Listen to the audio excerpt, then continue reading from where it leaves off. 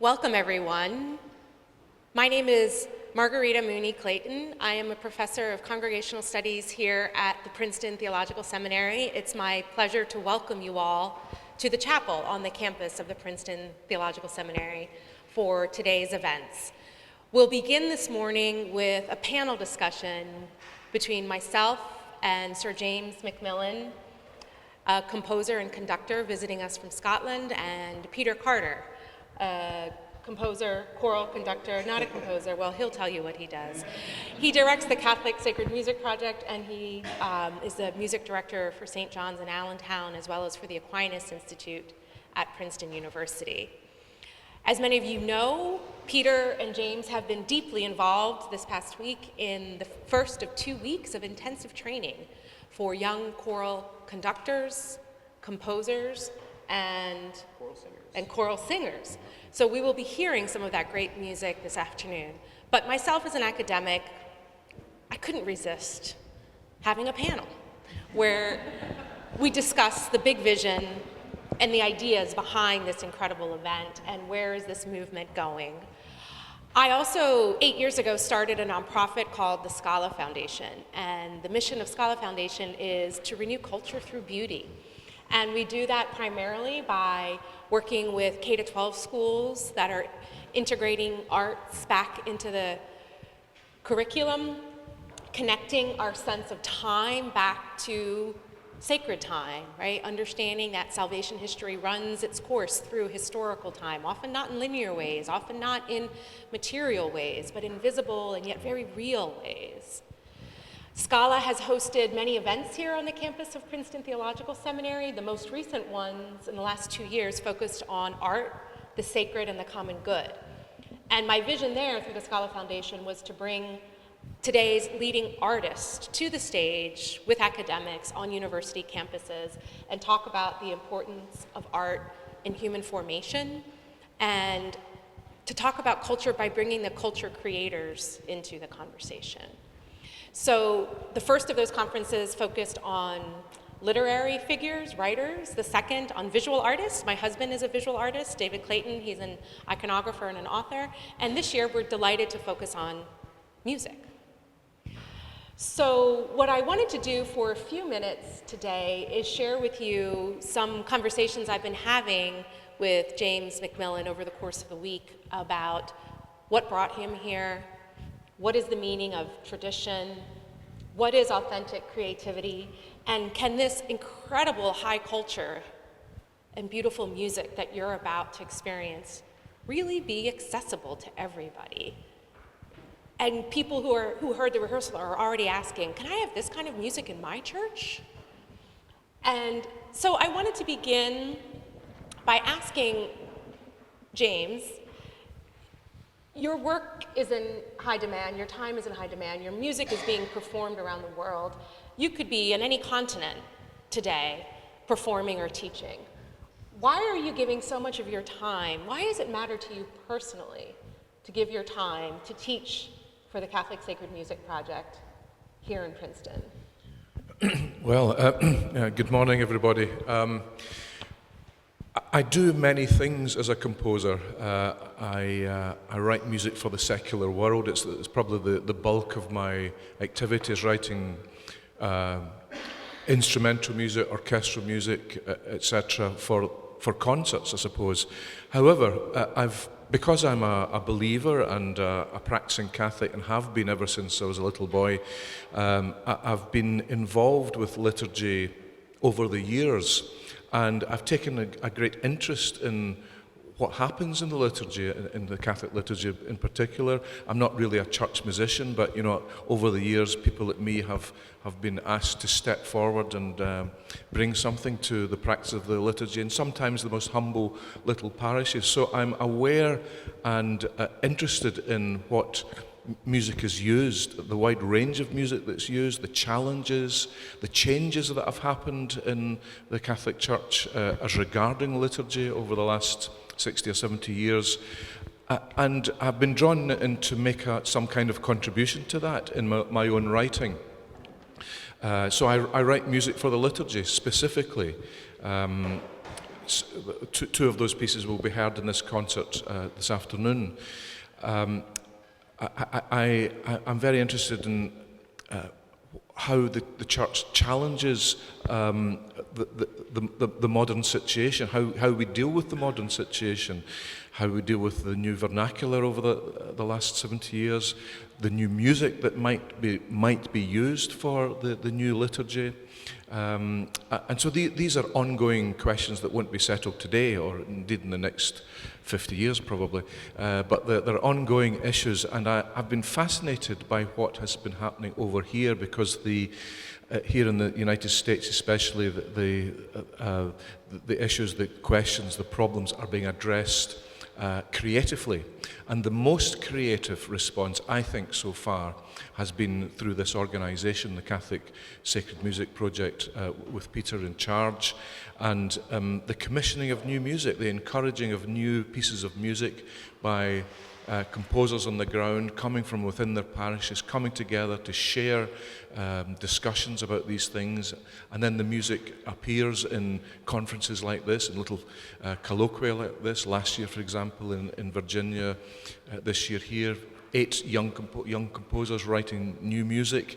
The 8 pieces last year are very different from the 8 this year, and who knows where this will go next year and beyond. So there's an energy and a shared excitement. We share our time at this conference, and we encourage each other, and that's I think what liturgical music now should be about. So I wanted to ask you to elaborate a little bit on what's been happening with the students this week in light of some of the comments you made during some video interviews that I had the pleasure of doing with you here in the studios at Princeton Theological Seminary. But in our discussion, you mentioned that in some circles in music, tradition is kind of a bad word. And some people have thought that to be creative with music, you have to start anew, break from the past. And you actually said in the interview that to deliberately put up a barrier to tradition is to destroy the past. And you called tradition, you use the image of a river to talk about tradition, that you don't want to dam the river because that's the wellspring, that's the source of the creativity, and that tradition is actually forward-looking. It helps us to create new things. And then you told my husband in your interview with him, and I heard you elaborated on this, that something as traditional as Gregorian chant is actually the DNA of a lot of music. So I wondered if you could expand upon a little bit why you think tradition is so important, and specifically, as an example, why Gregorian chant? What does it mean when you say, because I heard you gave a whole talk to the students on Gregorian chant as an important tradition, not just for liturgical music, but for all music. Well, how long have we got? These are the existential questions that many composers deal with all the time. It's a complex issue, and I should first of all point out that this question of tradition, the role of tradition, is there in secular music, in the world of concert music, and also in the church. They're not necessarily the same thing, but the same source is apparent in both. Before getting on to the question of the liturgy and the Gregorian chant, in the world of concert music, in modernism, which is where I have inhabited for many years, there's been an ongoing debate right through the 20th century about how music can either evolve from the past, grow out of what was there in the past, or in some cases, to reject the past.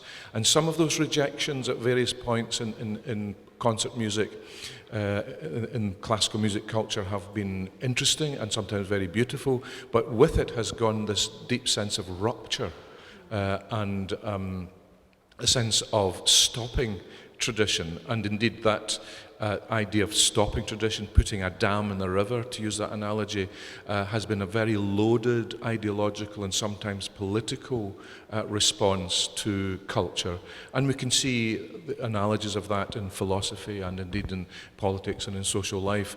So that's a debate that we could be here talking about for years. But the church has not been immune to that debate. It's something that is ongoing in many ways about the church and the churches themselves, but also about liturgical music. And we all know that in the wake of the Second Vatican Council, we had to ask profound questions about how do we sing music in the vernacular, how do we get more people involved in liturgy, what can the ordinary people in the pew sing, and therefore what can the choirs be singing? Is this a new body of work that is to be created for the choirs? What language is it to be in? And so on. And some of the responses to that have been analogous to the rupture that I've been talking about in secular life and in modern musical culture.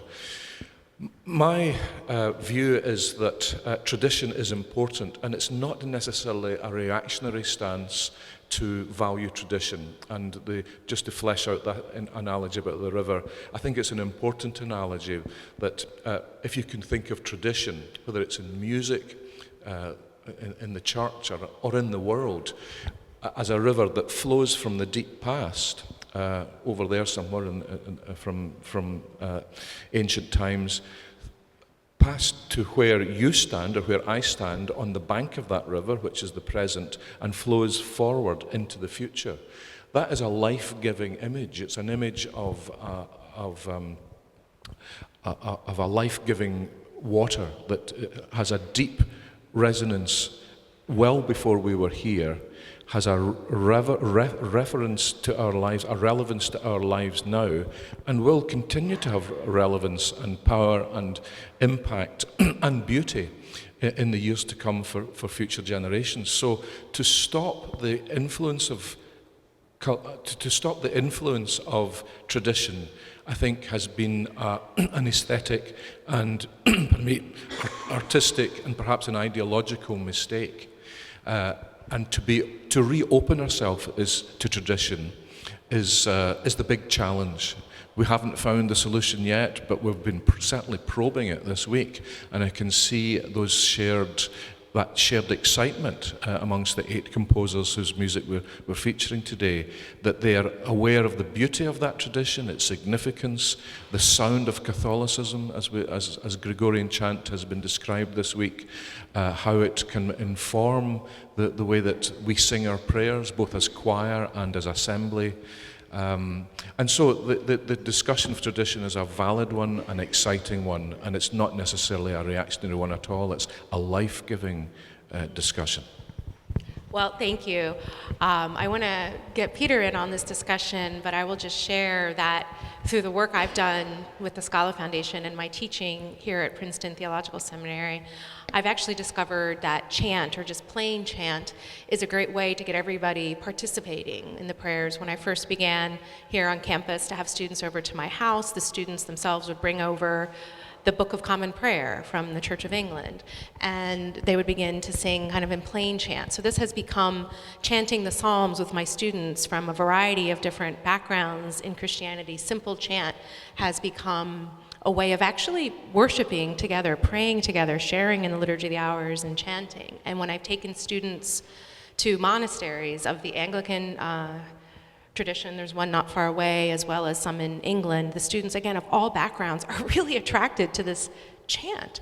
And so I know Martin Tell, who's the music director here at the Princeton Theological Seminary Chapel. He's written a book on the Psalms, and he'll be visiting my class to talk about chant.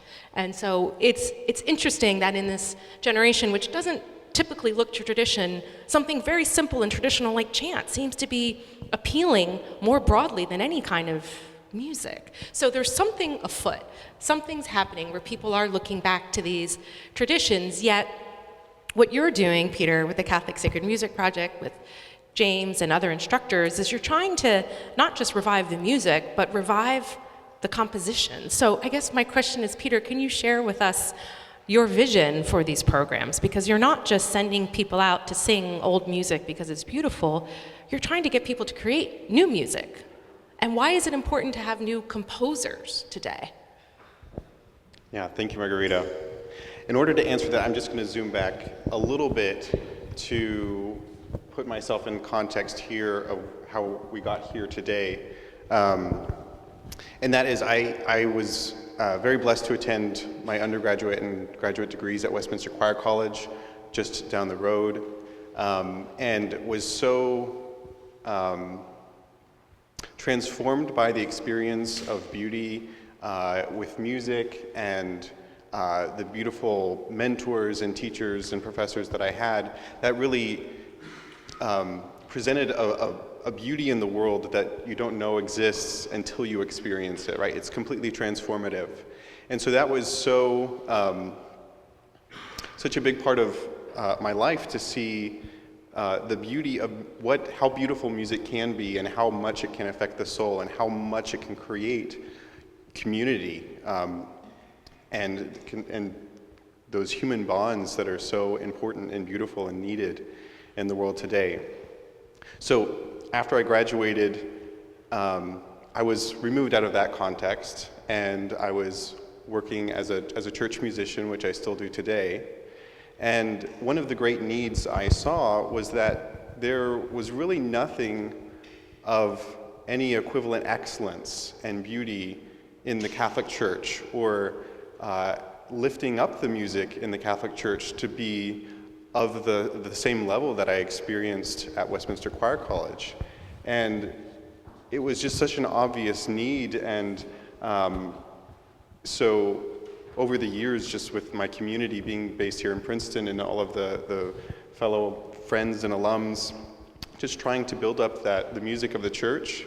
And thankfully, in my experience, when I started the Catholic Sacred Music Project in 2021 with Tim McDonald, our response from the church has been so completely supportive, almost as if they're waiting for people to help and bring and renew the culture and music of the church, that it hasn't been unwelcome at all, but rather kind of an encouragement even to those in the hierarchy who I've been fortunate to connect with, and they've been so supportive of these initiatives, because like you said, we can't just look to the past if we're going to envision a brighter future, right? If we want to create new beauty in the world, and especially in the religious context, new beauty in the liturgy, new music, new worship of God, then that's always something that we have to actively do. It's not something we can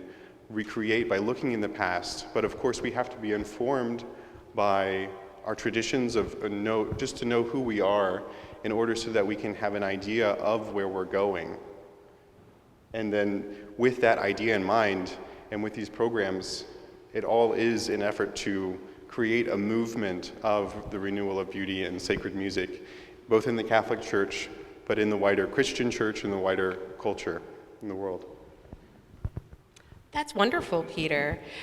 Could I ask each of you to share with us one moment from this week that has been really moving to you, either a lecture that you heard as part of the training, or something one of the students is doing, like something, just one of your favorite, I know it's going to be hard to pick one, but can you share with us one moment from your training of the students to give us a sense of what has been happening this week?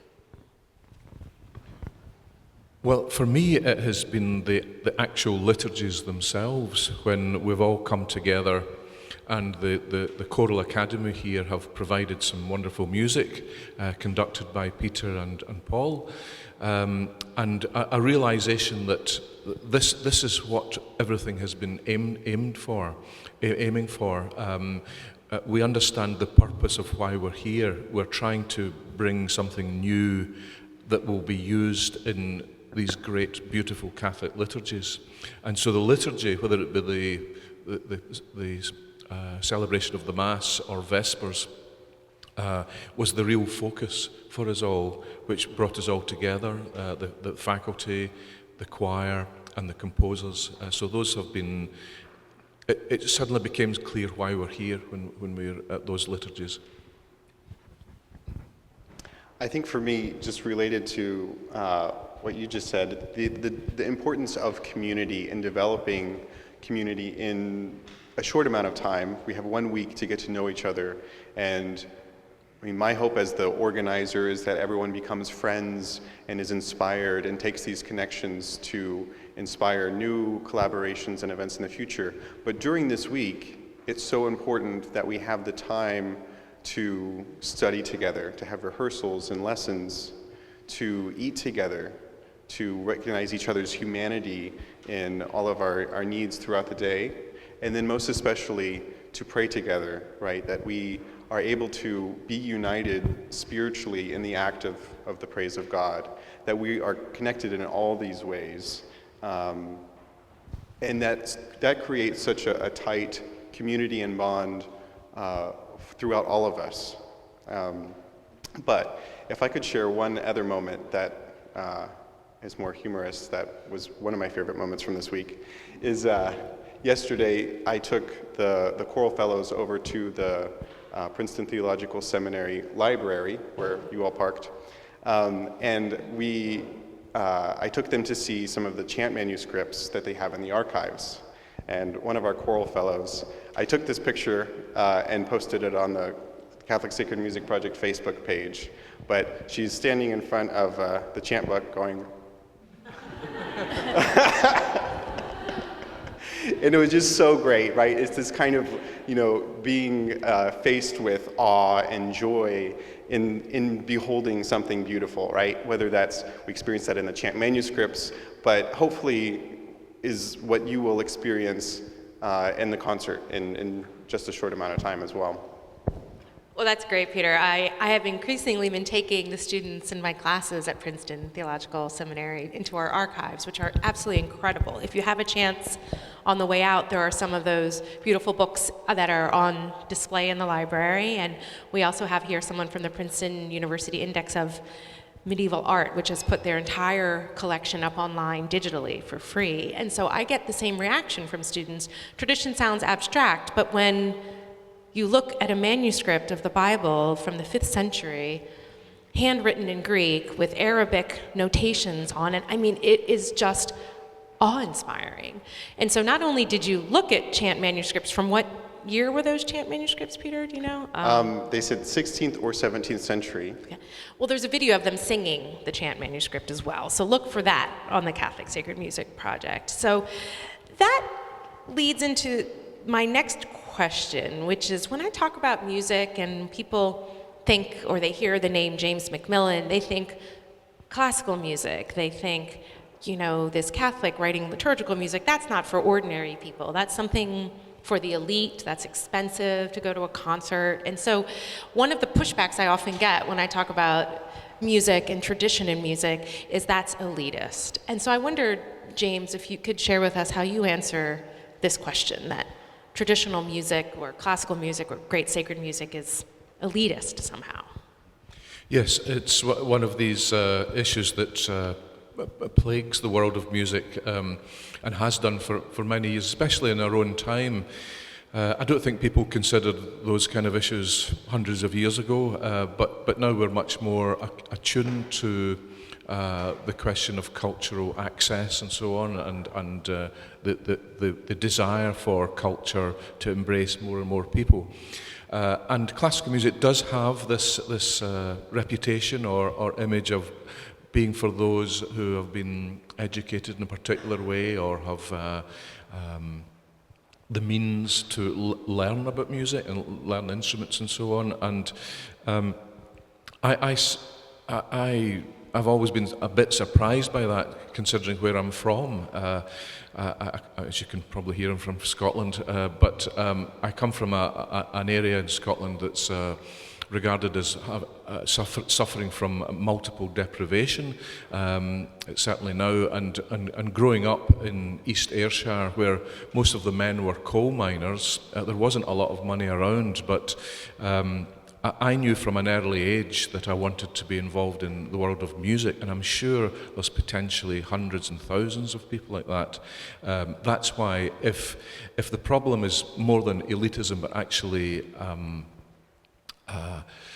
social, political, and financial access, then that's an issue to be addressed and solved. Now, what happened was that my grandfather, who was a coal miner, but also a euphonium player and played in colliery bands in the west of Scotland during the 20th century. When I came along, he got me my first cornet, took me to my first band practices, and my fellow band members were coal miners and the sons and daughters of coal miners. There wasn't a lot of money around in communities like that at all, but they all loved music. And the British orchestras are now full of brass players from those communities. You can see in the London Symphony Orchestra, the Philharmonia, the Royal Scottish National Orchestra, the brass players especially have had that background.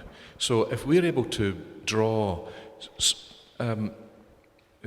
great musicians from rather humble communities and social experiences into the top echelons of music making, that's a lesson to us all that it can be done. And 10 years ago, I decided to try to give something back to my community. I mean, growing up in Ayrshire, I realised there were lots of us like that. We were pretty from pretty humble homes, as it were, but we all loved music. And I decided to establish a festival of music in Cumnock, the Cumnock Trist. It's been going for 10 years now. We celebrate our 10th anniversary this year. And to be able to bring the great musicians of the world to a place like that, and to encourage local people, adults and children, to be involved is the way forward. And there's a lot of discussion nowadays about those dreaded words, diversity, inclusion and equity. But in a sense, we at the Cumnock Trist are living out those concepts in bringing music to that particular community. So much so that I've suggested to the Arts Council people in Scotland that if they want advice about how to deliver diversity, inclusion and equity, they should come to us. Well, that resonates a lot with me, because the idea that music is elitist or exclusionary is really the opposite of what my experience has been. My mother came to the United States from Cuba when she was 20 years old, and there was 14 of them in my mom's family, and then they all went on to have a whole bunch of kids too. And I asked my uncle, how did you come here from Cuba with no money and have 10 kids? And his answer was, well, when you're poor, you don't need much to be happy. You have each other, and they're a very musical family. And so I was singing in Spanish from a very young age, and when I traveled throughout Latin America or did my work in Haiti, the first thing I did was go sing with people, right? So singing brings people together across very different backgrounds, which doesn't mean, as you've said, that we don't have to address real issues of financial access or access to education or music. But it's not the music that's creating the exclusion. The music is creating unity. And you experience this unity in your body because you're co-creating this beautiful thing with each other for God. It's a powerful experience. And even when I attend liturgy in a language I don't understand at all, like when I was in Korea, I can participate through the musical tones and through some of the rhythms. So the term that we use at Scala, I give some credit to my husband here, music should be noble and accessible, right? Beautiful music can lift us up, and it should be accessible. It doesn't have to be exclusionary. Peter, you mentioned the movement and the interest in what you're doing, yet you wouldn't be doing what you were doing if this is what everybody was doing. And James, you mentioned how unique the Catholic Sacred Music Project is, and you also mentioned in your interview with me that although there's a lot of renewed interest in liturgical music or sacred music or classical music, there's also, if I may quote you back to yourself, ideology is at the gate of music. And so, yes, we might be living in a time of rebirth, but what did you mean that ideology is at the gate of many schools of music? Well, there are attempts in our culture and in our academic culture to reassess the past all the time. Some of those reassessments are necessary and could be fruitful, but some of them could be potentially deadly as well, and could bring certain expressions and aspects of our culture to a very quick end. And if ideology takes over in the world of music, and so far we've managed to avoid it, but there is a push from certain directions to to analyse our musical past according to simply ideological basis, and that is a very reductive and indeed dangerous way of looking at the music of the past. I mean, we've talked a lot this week about composers who were not necessarily good people. Do we stop listening to those composers because one of them cheated on their wives or disowned his children, but yet produced great music? There's a dilemma there, there's a great debate to be had, but I personally think that that there has been a move. For example, the one that's cited a lot is Richard Wagner for various reasons, mainly because of the anti-Semitism that has been associated with him, that he and his generation had no idea what was about to happen in the next century. But there are many that want to cancel him and not have Wagner played anymore. And it seemed a ridiculous and extreme view when people were saying this 50 years ago, but now when they say it, it's actually quite feasible that that kind of cancel culture approach could actually kick in, and not just for Wagner. Composers like Mozart lived at a time when there was slavery, of course. How much was he aware of what was going on?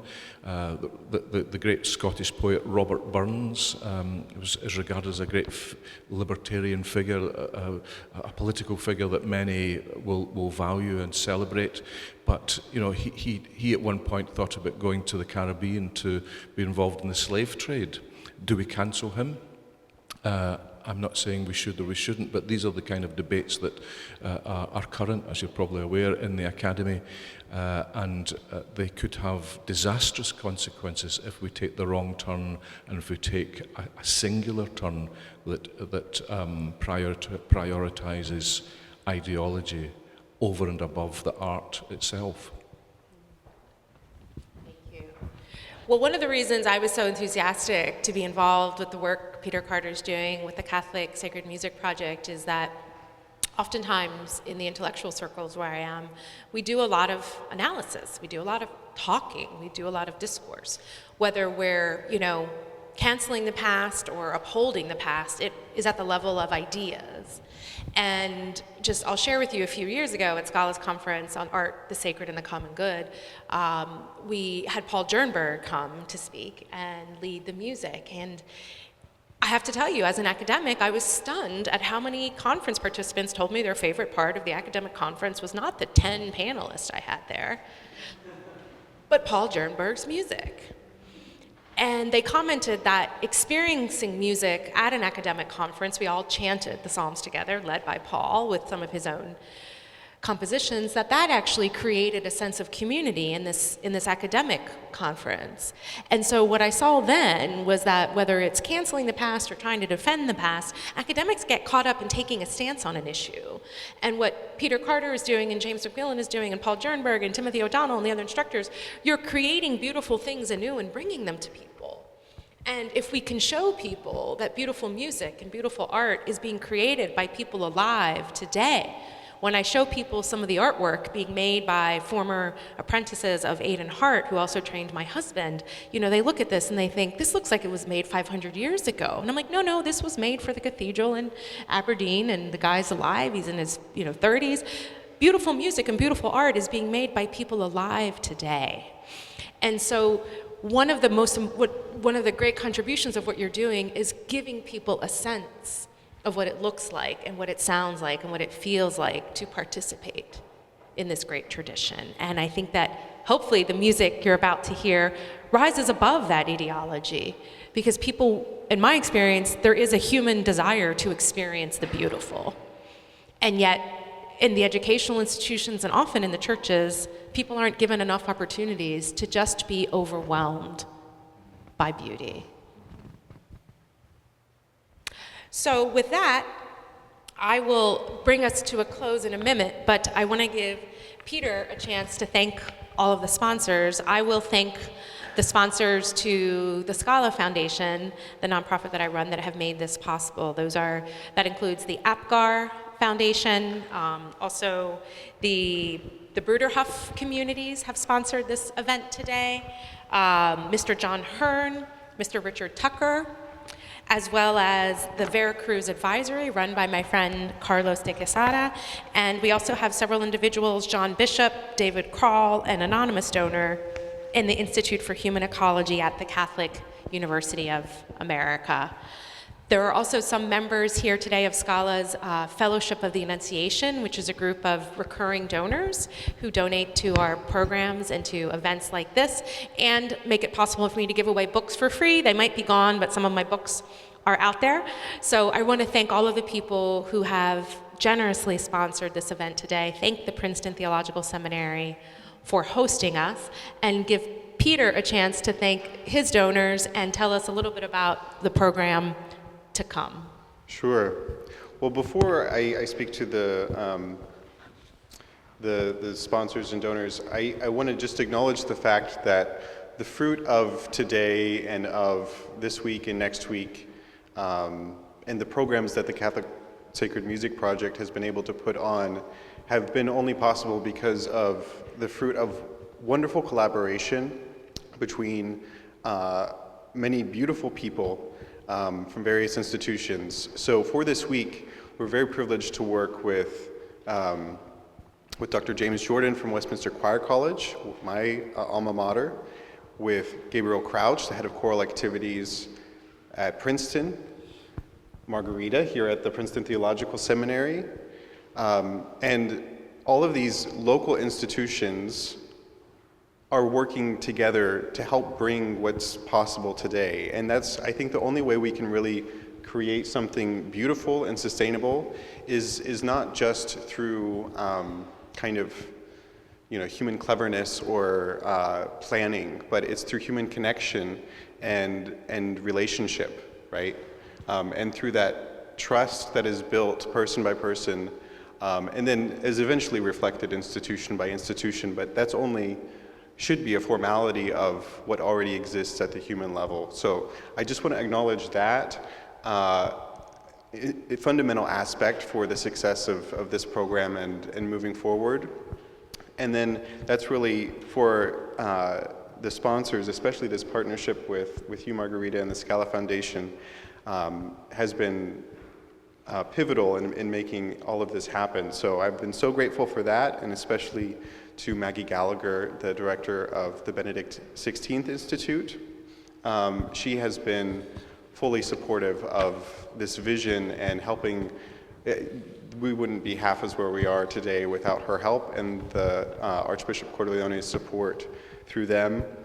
I'd also like to thank the Aquinas Institute here in Princeton, the Princeton Catholic Chaplaincy, and Father Zach Swantek, who have helped again to make this week possible. Father Zach has been celebrating daily masses for us throughout this week and next week, and that has really been the heart of the program.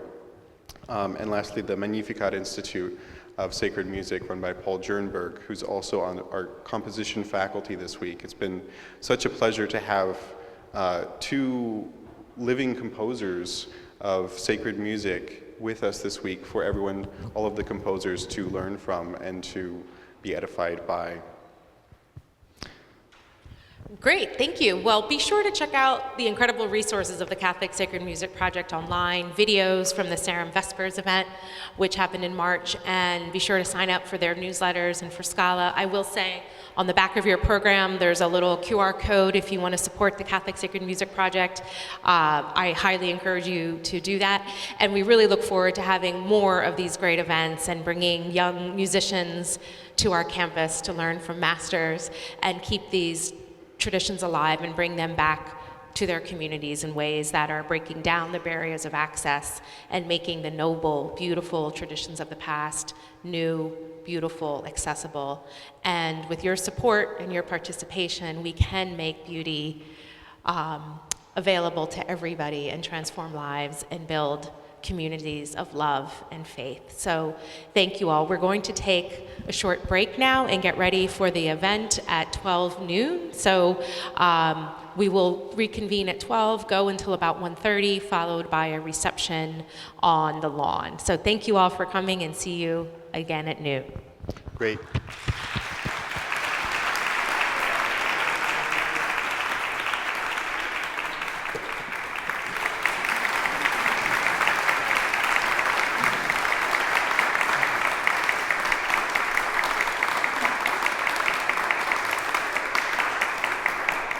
So it's been a real privilege for myself and for my fellow musicians here to be kind of like musical doulas, bringing these new pieces to life and to learn new beauties and to seek the new beauties in these pieces. It's really been a wonderful adventure for us this week.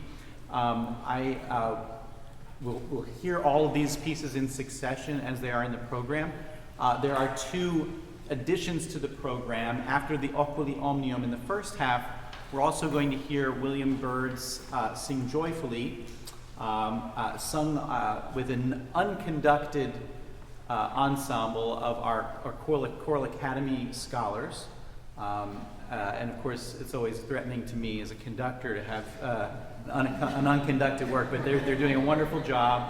And then we're also going to hear another performance in the second half after Quotiescúmque.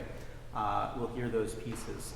And so it's also a good time for us to just take our seats and enjoy that music as we perform. So without further ado, it's our privilege to bring these new works to you, and we look forward to hearing your reactions after the concert at the reception. So thank you.